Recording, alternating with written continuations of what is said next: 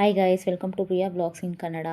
ಇವತ್ತು ಯುಗಾದಿ ಹಬ್ಬ ಇರೋದ್ರಿಂದ ಮನೇಲೆಲ್ಲ ಬೇಗ ಎದ್ದು ಬೇಗ ಮನೆ ಕೆಲಸ ಎಲ್ಲ ಮುಗಿಸಿ ಸ್ನಾನ ಎಲ್ಲ ಮಾಡಿ ಸ್ಟವ್ ಪೂಜೆ ಮಾಡಿಬಿಟ್ಟೆ ಅಡುಗೆ ಮಾಡಬೇಕು ಅಂತ ಹೇಳ್ತಾಯಿದ್ರು ನಮ್ಮ ಅತ್ತೆ. ಅದಕ್ಕೆ ಸರಿ ಅಂದ್ಬಿಟ್ಟು ಸ್ಟವ್ ಎಲ್ಲ ಕ್ಲೀನ್ ಮಾಡಿಕೊಂಡು ಅದನ್ನು ರಂಗೋಲಿ ಎಲ್ಲ ಹಾಕಿ ಅರ್ಶಿನ ಕುಂಕುಮ ಎಲ್ಲ ಇಟ್ಟು ಹೂವು ಇಟ್ಟು ಒಂದು ದೀಪ ಹಚ್ಬಿಟ್ಟು ಪೂಜೆ ಎಲ್ಲ ಮುಗಿಸಾದ್ಮೇಲೆ ಆಮೇಲೆ ಬೇಳೆ ಬೇಯಿಸ್ಕೊಂಬಿಡೋಣ ಒಬ್ಬಟ್ಟಿಗೆ ಅಂತ ಹೇಳ್ಬಿಟ್ಟು ಸ್ಟವ್ ಹಚ್ಬಿಟ್ಟು ಒಂದು ಪಾತ್ರೆ ಇಟ್ಬಿಟ್ಟು ಅದಕ್ಕೆ ಒಂದೆರಡು ಚಮ್ ನೀರು ಹಾಕಿದ್ದು ಕಾಯ್ತಾ ಇರಲಿ. ಅಷ್ಟರಲ್ಲಿ ಬೇಳೆ ತೊಳ್ಕೊಂಬಿಡೋಣ ಅಂತ ಹೇಳ್ಬಿಟ್ಟು ಕಡಲೆಬೇಳೆ ತೊಗರಿಬೇಳೆ ಎರಡೂ ತೊಳ್ಕೊಂಡಾದಮೇಲೆ ಅದಕ್ಕೆ ಹಾಕಿದು. ಅದು ಬೇಯ್ತಾ ಇರಲಿ. ಅಷ್ಟರಲ್ಲಿ ಹಸಿಟ್ಟನ್ನ ಕಲಿಸ್ಕೊಂಬಿಡೋಣ ಅಂತ ಅಂದ್ಬಿಟ್ಟು ಹಸಿಟ್ಟು 2.25 ಪಾವಷ್ಟು ಹಸಿಟ್ಟು ಮೈದಾ ಹಸಿಟ್ಟು ಹಾಕ್ಕೊಂಡಿದ್ದು.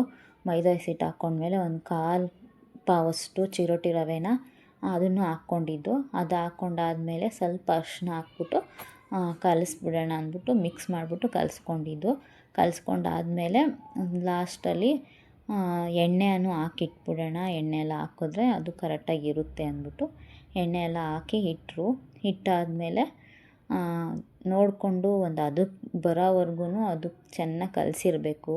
ಕಲಸಿದ್ರೆ ಮಾತ್ರ ಚೆನ್ನಾಗಿ ಬರುತ್ತೆ, ಇಲ್ಲಾಂದರೆ ಬರಲ್ಲ ಅಂತ ಅವರು ಚೆನ್ನಾಗಿ ಕಲಸಿದ್ರು.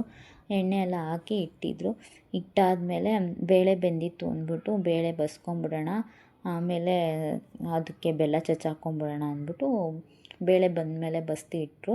ಆಮೇಲೆ ಬೆಲ್ಲನ ಚಚ್ಬಿಟ್ಟು ಹಾಕಿದ್ಮೇಲೆ ಕಾಯಿನ ಪುಡಿ ಮಾಡಿಕೊಂಡು ಮಿಕ್ಸ್ ಮಾಡಿಡೋಣ ಅಂತ ಹೇಳ್ಬಿಟ್ಟು ಕಾಯಿ ಮತ್ತು ಏಲಕ್ಕಿ ಎರಡೂ ಅದ್ರ ಜೊತೆಲೇ ಹಾಕಿದ್ದಾರೆ.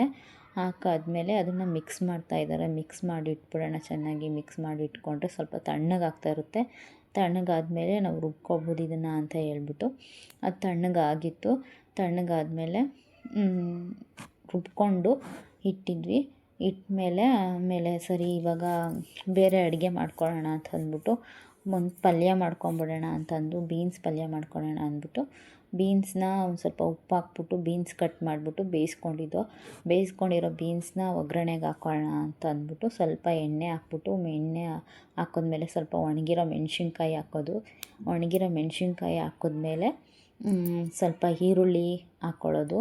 ಈರುಳ್ಳಿನೂ ಫ್ರೈ ಆಗ್ತಾಯಿದೆ ಅನ್ನುವಾಗ ಕರಿಬೇವು ಹಾಕ್ಕೋಬೇಕು. ಫ್ರೈ ಆದಮೇಲೆ ಹಾಕ್ಕೋಬೇಕು. ಯಾಕಂದರೆ ಇಲ್ಲ ಅಂದರೆ ಅದು ಈ ಕರಿಬೇವು ಸೀದೋಗ್ಬಿಡುತ್ತಲ್ಲ, ಅದು ಚೆನ್ನಾಗಿರಲ್ಲ, ಟೇಸ್ಟ್ ಇರಲ್ಲ ಅಷ್ಟೊಂದು ಅಂತ ನಮ್ಮ ಅತ್ತೆ ಹೇಳ್ತಾರೆ. ಅದರಿಂದ ನಾವು ಈರುಳ್ಳಿ ಫ್ರೈ ಆದಮೇಲೆ ಹಾಕ್ಕೊಂಡಾದ್ಮೇಲೆ ಬೇಯಿಸಿ ಇಟ್ಟಿರೋ ಅಂಥ ಬೀನ್ಸ್ನ ಹಾಕ್ಕೊಂಡಿದ್ವಿ.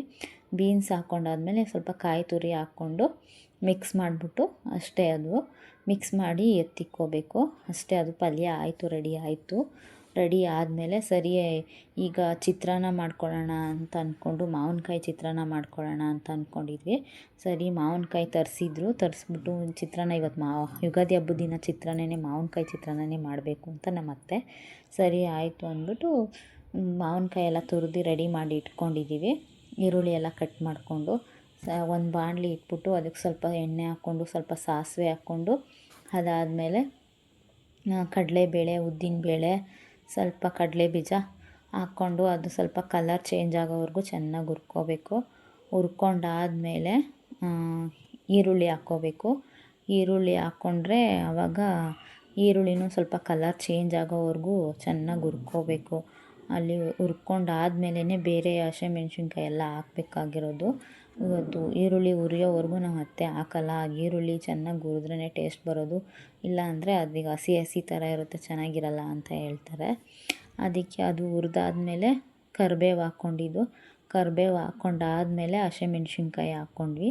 ಹಸಿಮೆಣ್ಸಿನ್ಕಾಯಿ ಹಾಕಿದ್ಮೇಲೆ ಸ್ವಲ್ಪ ಅರಿಶಿನ ಹಾಕಿದ್ಮೇಲೆ ಸ್ವಲ್ಪ ಉಪ್ಪು ಹಾಕ್ಕೊಳ್ಳೋದು, ರುಚಿಗೆ ತಕ್ಕಷ್ಟು ಉಪ್ಪು ಹಾಕ್ಕೊಂಡ್ಮೇಲೆ ಆಮೇಲೆ ಲಾಸ್ಟಲ್ಲಿ ಮಾವಿನಕಾಯಿ ತುರಿದಿರೋದು ಅದನ್ನು ಹಾಕ್ಕೊಂಡು ಮಿಕ್ಸ್ ಮಾಡಿಬಿಟ್ಟು ಒಂದು 2 ನಿಮಿಷ ತಿರುಗಿಸ್ಬೇಕು.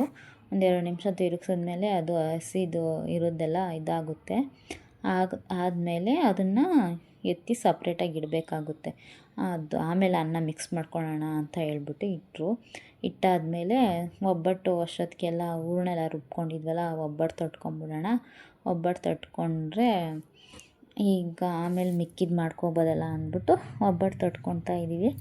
ಒಬ್ಬಟ್ಟು ತಟ್ತಾ ಇದ್ವಂತಲೇ ಟೈಮ್ ಆಗೋಗ್ಬಿಟ್ಟಿತ್ತು. ಇನ್ನೇನು ವಡೆಗೂ ರೆಡಿ ಮಾಡಿ ಇಟ್ಕೊಂಡಿದ್ವಿ.